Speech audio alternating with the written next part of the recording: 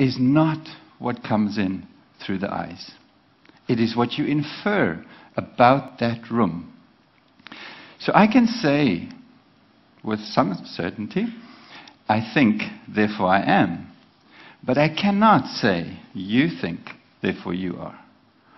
Because you are within my perceptual bubble. Now, we can speculate and philosophize this, but we don't actually have to for the next 100 years. We can ask a very concrete question. Can the brain build such a perception?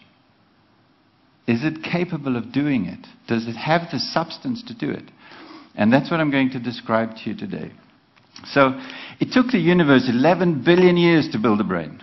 It had to improve it a little bit. It had to add to the frontal part so that you would have instincts, because they had to cope on land.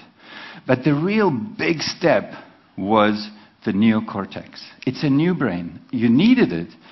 The mammals needed it because they had to cope with parenthood, social interactions, complex cognitive functions. So you can think of the neocortex actually as the ultimate solution today of the universe as we know it. It's the pinnacle, it's the final product that the universe has produced. It was so successful in evolution that from mouse to man it expanded about 1,000-fold in terms of the numbers of neurons to produce this almost frightening organ structure. And it has not stopped its evolutionary path. In fact, the human neocortex and the human brain is evolving at an enormous speed. If you zoom in onto the surface of the neocortex, you discover that it's made up of little modules, G5 processors like in a computer, but there's about 1 million of them. They were so successful in evolution that what we did was to duplicate them over and over and add more and more of them to the brain until we ran out of space in the skull and the brain started to fold in on itself. And that's why the neocortex is so highly convoluted. We were just packing in columns so that we'd have more neocortical columns to perform more complex functions. So you can think of the neocortex actually as a massive grand piano, million-key grand piano. Each of these neocortical columns would produce a note. You stimulate it, it produces a symphony.